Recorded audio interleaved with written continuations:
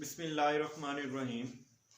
अस्सलामु अलैकुम व्यूअर्स। आज का जो मेरा टॉपिक है वो है जर्म प्लाज्म कंजर्वेशन।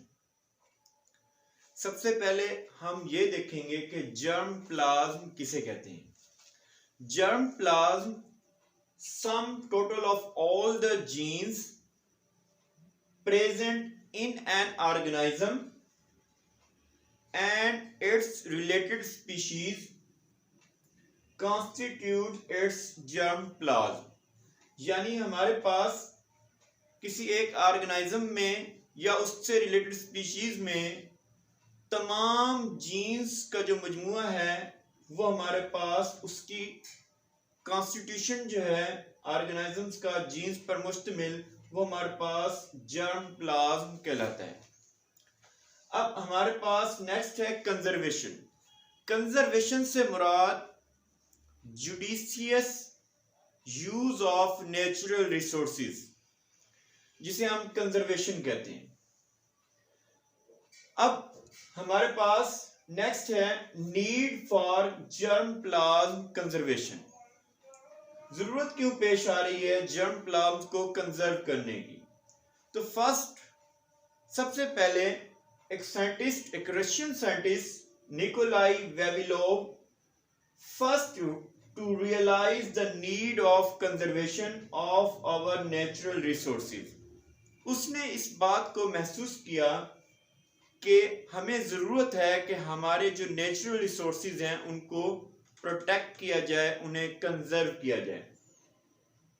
हमारे नेचुरल रिसोर्सेज से मुराद हमारे जेनेटिक रिसोर्सेज, जिसमें हमारे पास 100 and millions ऑफ प्लांट्स जो हैं वो मौजूद हैं, एनिमल्स मौजूद हैं जो कि हमारे यूनिवर्स का हिस्सा हैं, और इन रिसोर्सेज की डिमांड डे बाय डे बढ़ती जा रही है और ये हमारे रिसोर्सेज इन्वायरमेंटल डिग्रेडेशन की वजह से कम होते जा रहे हैं, जिसके नतीजे में हमें ये जरूरत पेश आ रही है कि हम जर्म प्लाज्म को कंजर्व करें, ताकि हमारे जो नेचुरल रिसोर्सेज हैं, प्लांट्स हैं, एनिमल्स हैं, वो हमारे कंजर्व हो जाएं और हम अपने फूड के रिसोर्सेज को मेंटेन रख सकें। Methods for germplasm conservation, वो कौन कौन से मेथड हैं जिनके जरिए हम जर्म प्लाज्म को कंजर्व कर सकते हैं। तो हमारे पास सबसे पहला मेथड है इन सीटू और ऑन सीटू कंजर्वेशन। जो क्या होती है हमारे पास, ये जो कंजर्वेशन है इन सीटू कंजर्वेशन, कि हमारे नेचुरल रिसोर्सेज प्लांट्स या एनिमल्स जो हैं उनको हम उनके नेचुरल हैबिटेट्स में प्रोटेक्ट करते हैं, कंजर्व करते हैं, मैनेज करते हैं ऑन देयर नेचुरल हैबिटेट्स। जबकि हमारे पास एक्स सीटू और ऑफ सीटू कंजर्वेशन, जो कि हमारे पास क्या होती है, आउटसाइड द नेचुरल हैबिटेट्स होती है। यानी जो हमारे पास प्लांट्स और एनिमल्स का जो नेचुरल एनवायरनमेंट होता है, नेचुरल सराउंडिंग होती हैं, या हमारे पास नेचुरल हैबिटेट्स होता है, उसके आउटसाइड यानी उसको हम वो नेचुरल एनवायरनमेंट में नहीं रखते, तो हमारे पास वो क्या है, आउटसाइड नेचुरल हैबिटेट्स जो होगा वो ऑफ सीटू कंजर्वेशन या एक्स सीटू कंजर्वेशन कहलाएगा। नेक्स्ट है हमारे पास in vitro germplasm conservation, जिसमें हम क्या करते हैं, वेजिटेटिवली प्रोपगेटेड क्रॉप्स जो हैं उनको कंजर्व करते हैं, या हमारे पास रिकैल्साइट्रेंट सीड्स जो होते हैं उनको हम इस इन विट्रो जर्म प्लाज्म कंजर्वेशन के तरीकों से जो है उन्हें हम कंजर्व करते हैं।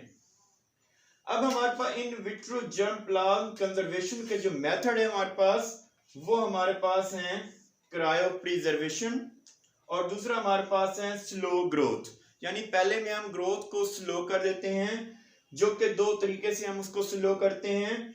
स्टोरेज एट रिड्यूस टेम्परेचर, यानी हम जर्म प्लाज्म को, एक्स प्लांट को या कोई भी टिश्यू कल्चर प्लांट को, उसे हम स्टोरेज करते हैं या सीड्स को वो हम एट रिड्यूस टेम्परेचर पे कम टेम्परेचर पर उसे हम स्टोर करते हैं। दूसरा हमारे पास है कल्चर कंडीशन, जिसमें हम टिश्यू कल्चर वगैरह या की टेक्निक्स जो है उसमें कल्चर कंडीशन में उसको हम टेम्परेचर को कम करके उसको ग्रोथ को स्लो कर देते हैं, शूट की ग्रोथ को और दूसरी चीज़ों को। कल्चर जो होता है उसमें टिश्यू कल्चर मीडियम होता है, उसमें उसको अफेक्ट करके उसको हम जो है उसकी ग्रोथ को कम कर देते हैं।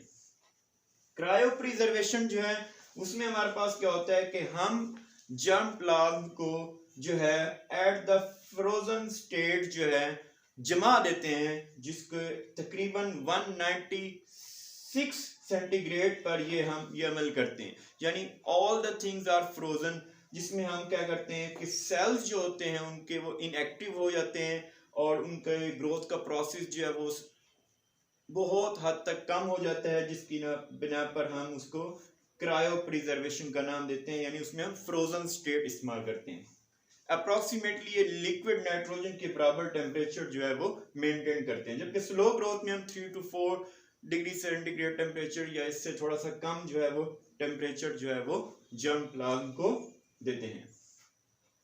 इसमें हमारे पास खदशा ये होता है क्रायो प्रिजर्वेशन में कि हमारे पास आइस क्रिस्टल फॉर्मेशन जो है वो हो सकती है, या फिर हमारे पास डिग्री ऑफ फ्रीज टॉलरेंस, जो कि हर प्लांट्स की अलग-अलग से है कि वो फ्रीजिंग टेम्परेचर को कितना हद तक बर्दाश्त कर सकता है या नहीं कर सकता। ये दो जो है हमारे पास जो है ये प्रॉब्लम क्रिएट करते हैं इन क्रायो प्रिजर्वेशन। अब हम चलते हैं एक्स सीटू इन सीटू के एडवांटेजेस और डिसएडवांटेजेस के बारे में डिस्कस करते हैं।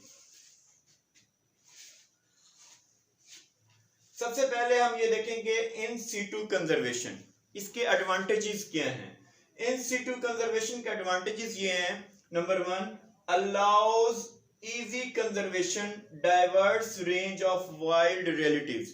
जो इन सीटू कंजर्वेशन है वो इस बात की इजाजत देती है कि इजी कंजर्वेशन मेथड है जिसमें diverse range of wild relatives, diverse मुख्तलिफ नौइयत के प्लांट्स एनिमल्स जिनकी तादाद ज्यादा होती है उसको हम कंजर्व कर सकते हैं इन सीटू कंजर्वेशन में। नंबर 2, हमारे पास multiple target taxa within a single reserve, यानी एक रिजर्व में हमारे पास मल्टीपल टारगेट टैक्सा जो है वो हम उसमें शामिल कर सकते हैं इन सीटू कंजर्वेशन में। नंबर 3, हमारे पास easy access for genetic and evolutionary studies, जो हमारे पास ये एक इजी एक्सेस है for genetic and evolutionary studies को स्टडी करने का, जेनेटिक स्टडीज करने का, तो ये हमारे पास एक इजी एक्सेस है इन सीटू कंजर्वेशन। उसके बाद हमारे पास appropriate method for unmanageable species, ये एक मुनासिब कंजर्वेशन टेक्निक है जो कि क्या करती है हमारे पास अनमैनेजेबल स्पीशीज जो है उनको मैनेज करने में। उसके बाद हमारे पास dynamic conservation method in relation to environmental changes, ये एक डायनामिक है जो कि हमारे पास मेथड है जिसमें एनवायरमेंटल चेंजेस, पेस्ट और डिजीजेस साथ साथ रिलेट करती हैं। इन सीटू कंजर्वेशन के अब हम डिसएडवांटेजेस जो है वो डिस्कस करेंगे। इसमें हमारे पास डिसएडवांटेजेस में सबसे पहला डिसएडवांटेज है materials are not easily available for utilization, जो मटेरियल्स हैं वो आसानी से इजीली अवेलेबल नहीं है इन सीटू कंजर्वेशन में, जो इसका डिसएडवांटेज है। नंबर 2 पर है हमारे पास requires high level of active supervision and monitoring, इसमें हमारे पास ज्यादा से ज्यादा सुपरविजन चाहिए, ज्यादा से ज्यादा मॉनिटरिंग चाहिए, जिसमें हमारे पास ये इसका एक ड्रॉबैक है इन सीटू कंजर्वेशन का। नंबर 3 पर है a limited genetic diversity can be conserved in any one reserve, यानी कोई भी हमारे पास रिजर्व होगा जिसमें हम कंजर्वेशन कर रहे होंगे तो उसमें हमारे पास लिमिटेड जेनेटिक डाइवर्सिटी जो है उसको हम कंजर्व कर सकते हैं। नेक्स्ट है हमारे पास appropriate management regimes remain poorly understood for some species, यानी हमारे पास मुनासिब तौर पर मैनेजमेंट जो प्रोग्राम्स हैं वो रिमेन पोरली अंडरस्टूड, उनको ज्यादा हम समझ नहीं सकते फॉर सम स्पीशीज।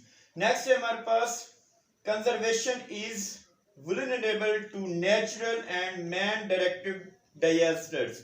जो हमारे पास इन सीटू कंजर्वेशन में क्या होता है कि इस बात का खतरा होता है कि नेचुरल और मैन डायरेक्टेड डिजास्टर जो होते हैं वो इसमें अफेक्ट कर सकते हैं।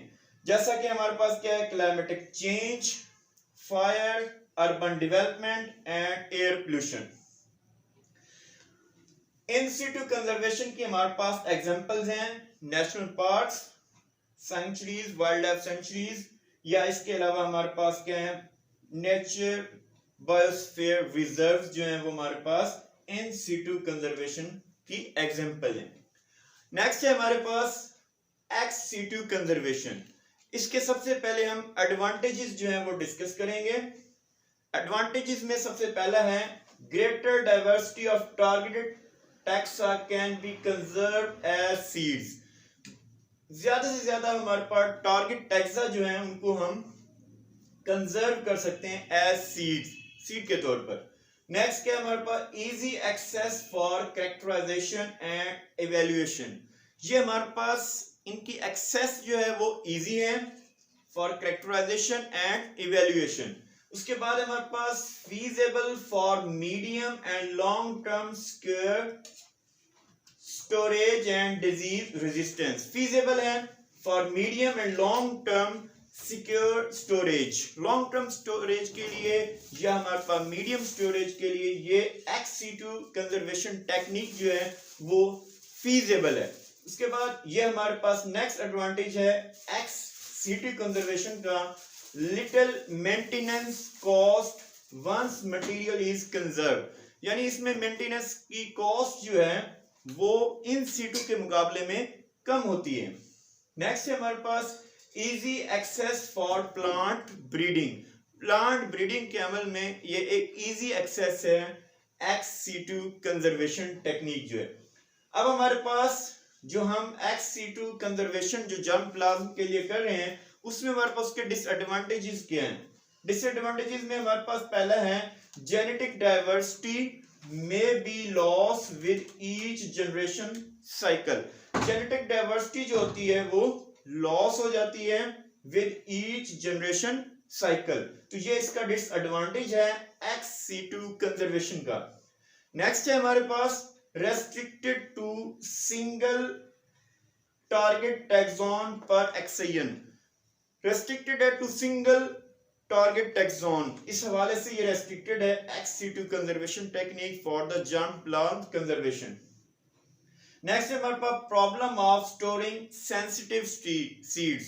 जो हमारे पास सेंसिटिव सीड्स होते हैं उनको स्टोर करना हमारे लिए बड़ा प्रॉब्लम होता है इन केस ऑफ एक्स-C2 कंजर्वेशन। नेक्स्ट है हमारे पास फ्रीजेस एवोल्यूशनरी डेवलपमेंट। जो सबसे एक अहम और इंपॉर्टेंट इशू है वो है फ्रीजेस एवोल्यूशनरी डेवलपमेंट, यानी पूरी की पूरी उसकी एवोल्यूशनरी डेवलपमेंट फ्रीज हो जाती है, जहां पर थी वहीं पर स्टॉप हो जाती है। इसके हमारे पास एग्जांपल्स हैं एक्स-C2 कंजर्वेशन की, वो हमारे पास हैं zoo, botanical gardens, seed banks जिसमें सीड हो गया, स्पर्म हो गए, ओवा हो गए, and aquarium etc. These are the examples of एक्स-C2 कंजर्वेशन टेक्निक जो कि जर्म प्लाज्म की कंजर्वेशन में ये टेक्निक्स जो हैं वो इस्तेमाल होते हैं। ये था आज का हमारा lecture. Thank you very much. Thanks to all of